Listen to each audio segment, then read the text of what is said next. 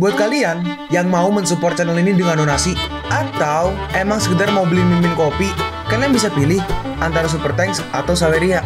Gue sih nggak masalah kalian pilih yang mana. Cuma kalau bisa lewat Saweria aja. Soalnya kalau YouTube potongannya gede 30%. Kalau Saweria cuma 5%. Untuk link Saweria kalian bisa klik aja di atas kanan nih, atau bisa cek di kolom deskripsi.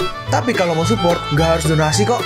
Dengan kalian nonton sampai habis dan memberikan like pada video ini, itu udah ngebantu banget buat support channel ini. Oh iya, kalian juga bisa join nih ke grup Telegram komunitas cerita manhwa yang baru. Untuk linknya gue tampilin di layar ya. Tapi kalau malas ngetik, cek aja kolom deskripsi.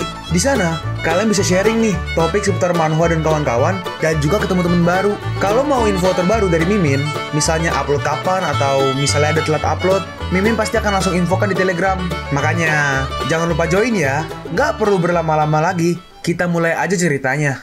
Halo guys, Sabik di sini, dan sebelum mulai ceritanya, gue mau ngumumin nih kalau Mimin sekarang ngadain giveaway. Mimin mau giveaway satu buah HP baru saat nanti udah menyentuh 50.000 subscriber. Untuk ikut atau berpartisipasi ada beberapa syaratnya nih, tapi simple banget. Syarat dan ketentuannya kalian bisa lihat nih di Instagram Mimin. Instagram Mimin tuh nih, Mimin tulis nih HP Sabik 12, atau kalian bisa lihat aja nih di link di deskripsi, udah Mimin cantumin di bawah. Di Instagram Mimin itu ada postingan dengan logo cerita manhwa. Nah, di sana kalian bisa lihat tuh syarat dan ketentuannya. Gak susah kok, syaratnya simple banget. Gak pakai ribet, gak pakai susah. 2 menit selesai. Pemenangnya akan Mimin umumin saat udah menyentuh 50.000 subscriber. Tunggu apa lagi? Makanya yuk buruan subscribe biar cepet-cepet giveaway-nya. Nanti bakal ada giveaway terus kok, tenang aja. Oke, segitu aja. Kita lanjut ke ceritanya. Itu keluarga Su. Idenya Su Haichao, dan dia datang padaku. Dia juga dia juga ingin aku punya hubungan dengan Yingxia dan mengungkap masalah di Yuncheng. Dia melakukan itu untuk membuat Su Yingxia keluar dari keluarga Su. Benar-benar Su Haichao. Aku mengabaikannya hanya untuk proyek Chengxi, tapi dia melakukan ini pada Su Yingxia. Sekarang hukumannya adalah kematian. Yingxia beneran nunggu di mobil, dan Sanchen pun balik nih. Sanchen, bagaimana? Kok baik-baik aja kan? Masalah proyek Chengxi ini udah selesai, sudah terselesaikan. Kita pulang ke rumah. Cengkang. Oh, Cengkang. Tadi Cengkang, sekarang Cengkang. Berubah terus namanya, bodo amat lah. Cengkang, dia nggak terlihat seperti orang baik. Kenapa bisa semudah itu? Dan siapa orang-orang yang muncul tadi? Besok kau bilang pada nenekmu bahwa masalah ini udah selesai. Akulah yang akan mengurus sisanya. Nah, di besok pagi di gedung ruang konferensi Su, mereka berkumpul untuk rapat lah ya. Ada Haichao, Yihan, dan juga si nenek. Bagaimana dengan Yingxia? Kenapa dia belum datang? Aku dengar Yingxia nggak pulang ke rumah tadi malam. Haichao, maksudmu apa? Nenek, aku sudah menyelidikinya. Orang yang mencari masalah dengan keluarga Su adalah Cengkang. Aku menghabiskan banyak uang untuk menyelidiki Cengkang dan meminta Su bertemu dengannya untuk meredakan masalah ini. Dan dia nggak berharap untuk kembali dalam semalam. Cengkang adalah seorang gangster di wilayah abu-abu. Jika Su Yingxia benar-benar menginap di sana, yang sudah pasti terjadi adalah kedua saudara merespon nih. Haichao, apa kau yakin? Iya, kau nggak boleh asal bicara seperti itu. Ini reputasi keluarga Su. Iya benar. Jika belum jelas, jangan berbicara seperti itu. Nenek bertanya, Haichao, kau yakin? Haichao menjawab, Nenek, aku nggak tahu apa yang dia lakukan di sana, tapi dia nggak kembali semalaman. Dan dia bersama dengan seseorang seperti Cengkang. Jika dia benar-benar melakukan hal seperti itu, aku tidak akan pernah memaafkannya. Orang yang di kiri berkata, aku tidak menyangka Su Yingxia akan melakukan itu karena dia sangat membenci itu kan. Yang tengah menambahkan nih, 3 tahun ini berapa kali dia membuat malu kita. Aku juga tidak menyangka dia akan melakukan hal itu. Yang mana ini sangat merugikan. Yang alien, yang orang ungu nih belakang, dia berkata, dengan sifat Cengkang yang seperti itu, mungkin dia akan menyebarkan ini dan keluarga Su akan jadi bahan candaan Yuncheng lagi. Lalu Yingxia datang nih. Maaf Nek, kakak Chong memintaku merapikan beberapa dokumen dan mengirimkannya sekarang. Jadi aku terlambat. Yingxia, apa masalahnya udah selesai? Ya Nenek, masalahnya udah selesai. Haichao bertanya, sudah. Bagaimana? Berapa biayanya? Hah? Uang? Nggak pakai uang? Dalam hati Yingxia, masalah ini diselesaikan Han Sanchen. Bagaimana caranya? Aku juga nggak tahu. Tidak mengeluarkan uang. Bagaimana kau melakukannya? Mungkinkah kau benar-benar tidur dengan Cengkang? Nenek, kenapa kau berpikir seperti itu?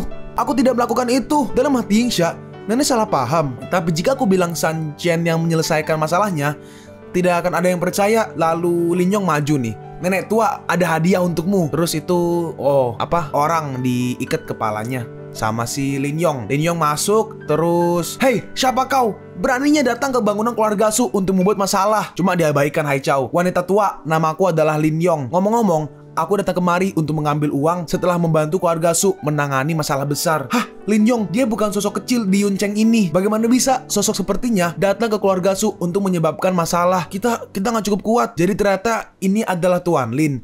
Jika Anda yang membantu keluarga Su kami, saya pasti tidak akan membiarkan perjuangan Anda sia-sia. Wanita tua, ini pasti layak untuk beberapa uang. Terus dibuka dan ternyata itu Cengkang. Hei, apa yang kau lakukan? Kenapa kau nggak memberitahu wanita tua itu? Si Cengkang berkata nih, Nenek, Su Haichao memintaku untuk melakukan semua itu. Kau berkata omong kosong, jangan memfitnahku. Aku bahkan tidak mengenalmu. Su Haichao, dasar brengsek. Bukalah matamu dan jangan bicara omong kosong. Jika bukan karenanya, untuk apa aku menargetkan keluarga Su? Haichao berkata nih, Nenek, jangan dengarkan omong kosongnya. Masalah ini tidak ada hubungannya denganku. Aku nggak tahu apapun. Cengkang melanjutkan lagi. Dia tidak hanya memintaku untuk menyerang Su Yingxia, dia juga ingin mengungkapkan aib keluargamu di Yuncheng, aib keluarga Su, dan membuang Su Yingxia dari keluarga Su. Orang-orang berkata nih, Haichao, kau keterlaluan. Bagaimana bisa kau melakukan hal memalukan seperti itu? Bukankah Yingxia juga anggota keluarga Su? Bagaimana bisa kau membahayakan dia? Iya, bodohnya aku selalu percaya padamu. Tapi ternyata kau penyebab semuanya. Terus si Haichao berlutut, bukan berlutut, ya berlutut ya. Ngomong belepotan. Berlutut bukan sih, nggak tahu lah, intinya gitulah. Nenek, aku nggak tahu apapun. Ini masalah ini nggak ada hubungannya denganku. Terus Su Kuolin berkata nih, Ibu, mengenai masalah ini Haichao mungkin hanya kebingungan. Jangan terlalu menyalahkan dia. Aku pasti akan mendidiknya lagi. Terus neneknya cuma maju, diam pergi nih ke Lin Yong. Neneknya berkata, Tuan Lin, ini adalah masalah internal dari keluarga kami dan aku sangat berterima kasih atas bantuanmu. Beritahu aja berapa banyak yang Anda inginkan. Karena Nyonya Tua sudah begitu tulus, aku Lin Yong bukanlah orang yang dungu. Saat kau sudah menyelesaikan masalah ini, aku akan datang lagi padamu. Lin Yong pun begini membawa Cengkang. Si nenek berkata, Yingxia, karena dia ingin membahayakanmu, semua masalah ini aku serahkan padamu. Dalam hati Yingxia, jika nenek benar-benar ingin menghukum Su Haichao, bagaimana mungkin dia akan memberikan keputusan ini padaku? Tentu saja ini amat kejam. Yingxia berkata, Nenek, masalahnya akan kuserahkan padamu. Neneknya berkata nih, Haichao, kau tidak akan pergi ke perusahaan sementara ini. Pulanglah dan pikirkan itu. Nenek, aku tahu aku salah. Aku akan memikirkan ini baik-baik. Gak ada yang boleh membicarakan masalah ini lagi di masa depan. Orang-orang berkata nih, Haichao, jangan terlalu pikirkan perkataan kami. Jika kami berkata baik tentangmu, itu akan membuat nenek tersinggung. Itu benar. Kau tahu sendiri temperamen nenek. Semakin banyak kau bicara, semakin dia nggak bisa memaafkanmu. Nenek berada di sisiku. Apa kau marah? Gak mungkin. Siapa yang membuatku menjadi orang paling penting bagi nenek? Ini perbedaan antara kau dan aku. Su Yingxia, apa kau masih nggak bisa melihat itu? Kau hanyalah alat bagi keluarga Su. Jika bukan karena hubungan kerja sama dengan perusahaan Qianshui, kau pasti sudah tidak diperbolehkan masuk ke ruang konferensi. Ingin bertarung melawanku? Lupakan aja. Nah, ini Sanchen sekarang nih. Dia di mobil. Dia lagi ada nelpon nih. Yang ditelepon berkata nih, Kakak Sanchen, pemilik dari toko kecil ini bernama Moyang. Sanchen merespon, Moyang? Nama ini terdengar familiar. Iya, kau mungkin gak percaya. Dia adalah Moyang, bos nomor 1 di Yuncheng. Orang paling kuat 5 tahun lalu. 5 tahun yang lalu, dia tiba-tiba menghilang. Gangster nomor 1 di kota awan runtuh dalam semalam. Dan tidak ada yang tahu alasannya. Dalam hati Sanchen, ini gak terduga. Pemilik dari toko kecil itu ternyata orang kuat dari generasi 5 tahun yang lalu. Apa ini karena istrinya? Apa karena itu dia membuang segalanya? Demi seorang wanita, dia meninggalkan segalanya. Keberanian seperti ini sangat luar biasa. Orang yang telepon melanjutkan nih, aku menemukan beberapa berita mengenai Moyang. Seseorang melihat dia di kasino bawah tanah di area milik Changpin. Sanchen berkata, oke kalau gitu kita akan menemui Changpin malam ini. Aku punya beberapa pertemanan dengannya selama 3 tahun ini. Aku nggak bisa mengabaikan dia. Yang ditelepon berkata, Kakak Sanchen, harusnya Lin Yong ya. Cuman telepon lah, Mimin nggak yakin. Kakak Sanchen, gak mudah jika ingin membuat masalah dengan Changpin. Meskipun dia tidak terlalu terkenal di Yuncheng, aku dengar dia punya beberapa hubungan dengan banyak orang besar. Aku pikir lebih baik agar tidak ikut mencampuri masalah kali ini. Sanchen berkata, kapan kau bisa membuat keputusanmu sendiri? Oh bener kan Lin Yong? Kakak maafkan aku tidak bermaksud begitu. Ya udah, hubungi aku saat kau sudah siap. Nah terus Yingxia datang nih. Sanchen berkata, kenapa kau marah? Masalahnya udah selesai. Bukankah nenek memujimu? Hari ini Lin Yong membawa Cengkang untuk mengungkapkan apa yang sudah dilakukan oleh Su Haichao. Tapi ternyata nenek hanya menyuruhnya untuk pulang dan memikirkan itu. Aku tahu kalau nenek akan memihak Su Haichao. Tapi kenapa posisiku diturunkan? Si brengsek Su Haichao memperlakukanku dengan kejam. Tapi nenek, dia gak pernah memikirkan perasaanku. Dalam hati Sanchen, wanita tua yang sombong sekali. Dia pikir bisa memakan Su Yingxiaku. Aku akan membuatmu menyesali keputusanmu hari ini. Yingxia berkata, ngomong-ngomong, aku baru tahu kalau orang kemarin ternyata Lin Yong. kenapa orang seperti dia membantumu? Sanchen jawab nih, aku menghabiskan uang dan meminta Lin Yong untuk datang. Yingsha bertanya, menghabiskan uang? Berapa banyak? 100.000. Aduh, 100.000. Kau pria boros. Kau menghabiskan 100.000 lagi. Itu setara gajiku selama 1 tahun penuh. Dasar pria kaya, benar-benar kaya. Dalam hati Sanchen, uang kecil seperti ini hanya masalah sepele. Jika aku memberitahu Su Yingsha mengenai total uang di kartuku, dia pasti akan terkena serangan jantung. Nah, terus pulang nih. Yingsha, malam ini aku harus keluar. Apa nggak masalah? Yingsha merespon, pergilah jika emang ada hal yang ingin kau lakukan. Terus udah pergi. Dia nggak mungkin kan mencari wanita lain. Sudah 3 tahun kita menjadi suami istri. Tapi kita bukan suami istri yang sebenarnya. Aku nggak pantas menanyakan kehidupan pribadi Han Sanchen. Di tahun pertama, aku selalu tidur dengan gunting setiap malam. Terus kupegang sampai Han Sanchen benar-benar tenang dan tidak berbahaya. Tapi setelah itu, gunting ini tetap aku sembunyikan di bawah bantalku sepanjang malam. Kurasa sekarang waktunya untuk menyingkirkan gunting ini. Aku benar-benar nggak tahu bagaimana bisa pria itu menahan dirinya saat berhadapan dengan kecantikan seperti aku ini. Apa pria itu benar-benar tidak tertarik pada aku? Apa yang kupikirkan? Terus sekarang kita pergi nih ke kasino. Yap, kasino. Di situ ada Sanchen, ada Lin Yong dan juga beberapa wanita nih. Yang rambut pirang berkata, tua muda ini dia menang lagi. Dia sudah menang 10 kali berturut-turut. Yang kanan menambahkan, tampan sekali. Keluarga Linku ingin berbicara mengenai kehidupan dengannya malam ini. Dalam hati Lin Yong, aku benar-benar nggak tahu dari mana datangnya keberanian kakak Sanchen datang. Dia kemari tanpa penjaga dan aku juga nggak tahu bagaimana bisa dia menang begitu banyak. Jika akhirnya Changpin sadar kalau dia ini keras kepala, kita tidak akan bisa keluar pergi dari sini hidup-hidup. Nah, ternyata ada yang ngeliat nih dari CCTV. Bagaimana kau bisa menang begitu banyak? Apa kau emang punya keberuntungan yang bagus? Undang mereka ke ruang VIP. Aku ingin melihat seberapa layak dia. Hanya perlu menunjukkan pada kalian berdua metodeku.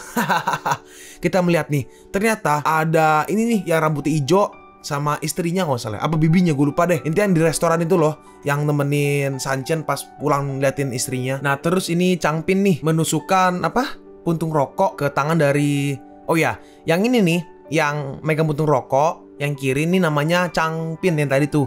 Yang kanan itu yang mantan gangster kalau nggak salah, namanya Moyang. Nah, Changpin berkata, saat aku sedang berselisih denganmu waktu itu, kau nggak pernah mengira datangnya hari ini kan?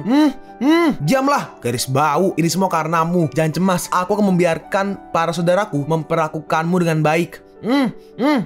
Apa kau tahu seberapa senangnya aku saat aku bekerja keras denganmu? Tapi kau, demi wanita ini, kau pergi begitu aja meninggalkanku. Aku nggak bisa damai. Semua kedamaianku dihancurkan olehmu. Mulai dari saat itu, aku bersumpah untuk berdiri dengan kedua kakiku sendiri dan bahkan akan menjadi lebih kuat daripada kau saat di masa lalu. Sudah 3 tahun berlalu, aku selalu berusaha mencarimu selama 3 tahun ini. Tapi sekarang, meskipun aku menemukanmu, aku tidak senang sama sekali karena kau hanya sampah. Aku bisa membunuhmu hanya dengan 1 jari. Tiba-tiba seseorang datang nih. Bos, 2 orang yang Anda bilang sudah berada di ruang VIP. Changpin berkata nih, aku akan membiarkan kalian bermain dengan mereka dulu. Ayo pergi. Nah nih, siapa aku? Oh, ternyata saudara Yong datang kemari. Jadi apa tempat kecilku ini nggak menyenangkan? Itu yang ngomong Changpin ya, pas udah nemuin Sanchen dan juga Lin Yong. Siapa ini? Dalam hati Changpin, siapa pria ini? Lin Yong berdiri di sampingnya. Sepertinya identitas pria ini gak kecil. Han Sanchen. Han Sanchen, kenapa namamu sama dengan menantu terkenal dari keluarga Su? Nama ini gak enak didengar. Apa mungkin aku salah? Aku adalah menantu sampah dari keluarga Su yang kau bicarakan. Apa yang aku dengar itu benar? Kau Han Sanchen?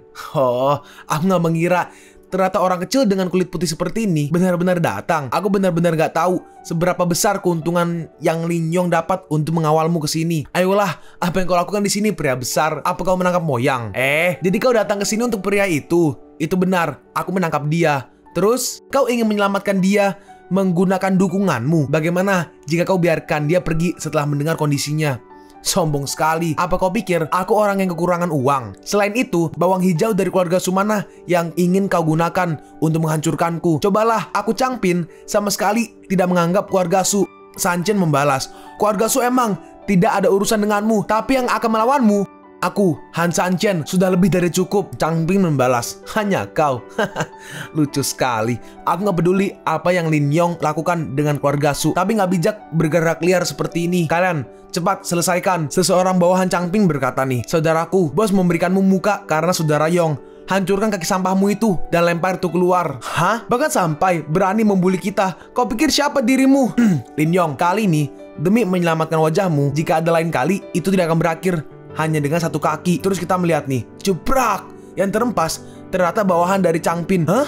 Ternyata dihempaskan nih oleh Sanchen. Tiga-tiganya. Apa? Mereka semua terjatuh. Dan sekarang langsung nih Sanchen langsung mencekik dari lehernya si Changpin. Bawa aku ke Moyang. Kalau kau nggak mau mati, kau berani sekali kau memegangku. Aku akan menghancurkan seluruh keluargamu. Kau lepaskan aku. Ya, aku membawamu ke sana. Nah, terus dibawa, kita lihat nih si Moyang sama istrinya ya diikat. Bos.